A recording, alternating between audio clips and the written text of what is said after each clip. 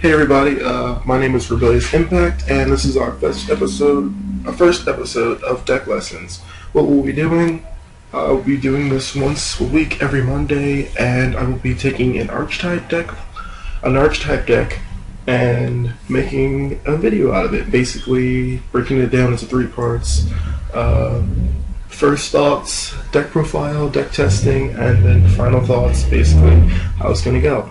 My deck for this week is Aliens, and the deck actually has a pretty solid support base. I mean, it's like people have actually wanted to try this deck out, but like no one's really had the gonads to go and actually play the deck. So I've decided to take it upon myself to actually try it out and give you guys some insight.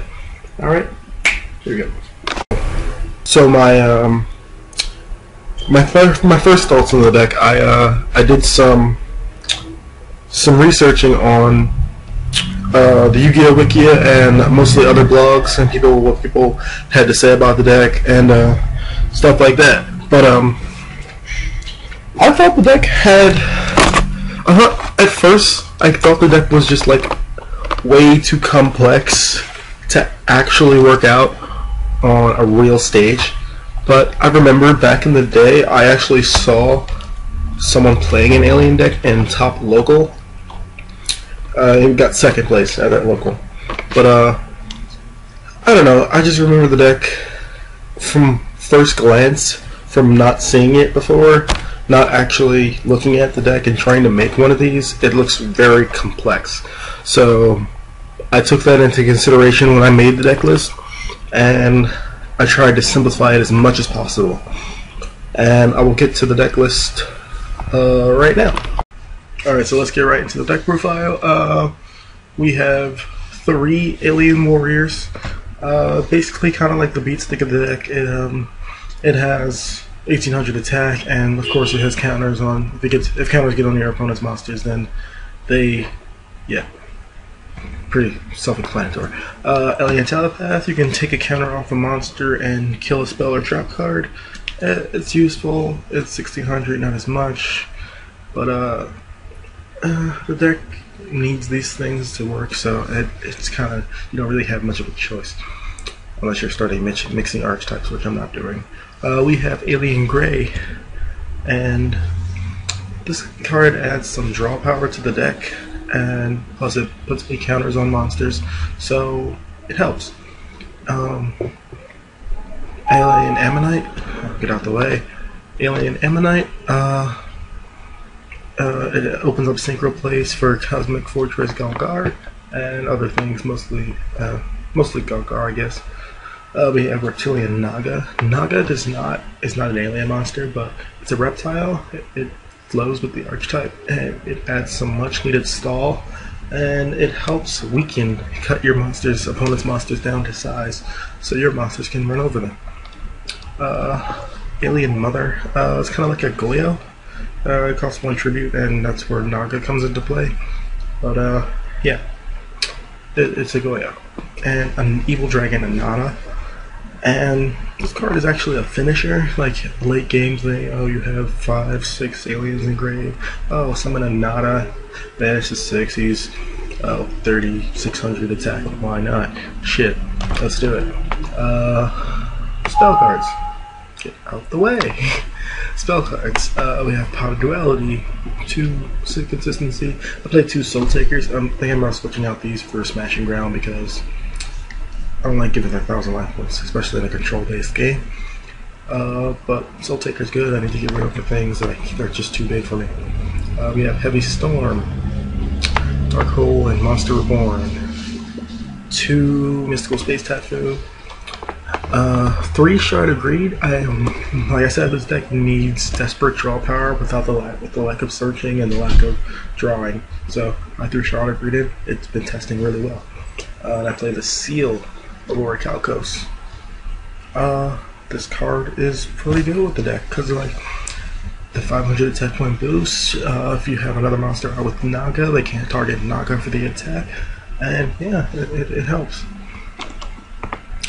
Then we have 3 Planet Pollutant Virus. This card is broken in this deck, and yeah, you tribute an alien monster, destroy all monsters without 8 counters, and until the end of the opponent's 3rd turn, you put an 8 counter on every card, every monster that they summon. It's a very multi-useful card. It's a good mass destruction card, and yeah, it puts 8 counters on, cuts them down to size for Warrior and Telepath. Then we have 2 Alien Brain. If a monster you control is destroyed, then you take control of that monster as long as it was an alien type monster you control, which not alien, reptile type. With all your monsters are reptiles, so yeah. And then we have 2 Offering to the Snake Deity. I play this with Naga a lot. After you switch to attack mode, I don't want people just teeing off at them, so I go Offering. 1 Torrential, 1 Mass Hypnosis. This card is basically OTK factor. It helps sometimes. Sometimes I find it useless because I don't always have 8 counters on the field, but yeah, I guess when I resolve a Planet Pollutant, I usually do, and this card combos well with that. And then 1 Solemn Judgment, just because Judgment's used. I don't play Warning because I hate giving up life points, especially when I play a very low consistency rate. Yeah. Alright, so with the deck testing, I tested this a lot in the past few days, and the testing has been fairly consistent, actually. The deck is actually pretty consistent when you play it right. So it's like, it's not a bad deck choice if you really wanted to, if you really like that deck and you really wanted to play it. It's a pretty good choice. So, I mean, like, most games, because considering I play 3 Planet Pollutant Virus, it's like I have lots of mass destruction and I could just keep poking and poking, and it's like, alright, you get something on the field, destroy it, blah blah blah, or get an 8 counter on it, and it's like, yeah, I mean, I like it. The deck is really good. You tweaked it a little bit, you could make this thing like tier, really. Like, this deck has a lot of potential, actually, and it's like, why has no one been playing this deck before? But yeah, it's like, I don't know, I like the deck, and I think it is a good deck to play. So people could like try it out, and hey, what the hell. So my final thoughts. Basically, the deck is pretty good. Like, I'm pretty sure if someone legitimately took this to like a regional or even like some random YCS, like someone could actually top with it based off 1, the surprise factor, 2, there's not really anything you can decide against the deck. Like, they're legit, isn't you don't know. You'd have to do some research and decide specifically for that deck, which you're not going to do.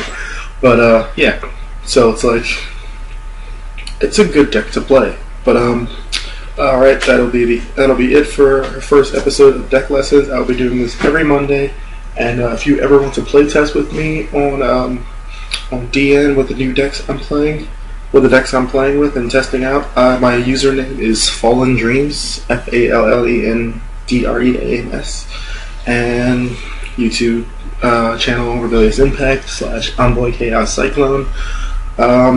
And yeah, that's it. That's basically it. Rebellious Impact is out. Also, people, I'm trying to think of another idea for a mini series to go on later in the week. I don't know but I can't really think of anything. So if you guys could like post your ideas or inbox me ideas, I'd be gladly take them into consideration. But I'm trying to think of another idea for something later on in the week. If you could help me out with that, great. Facebook, DuelingNetwork, yeah, YouTube, Facebook, whatever. Alright, see you guys.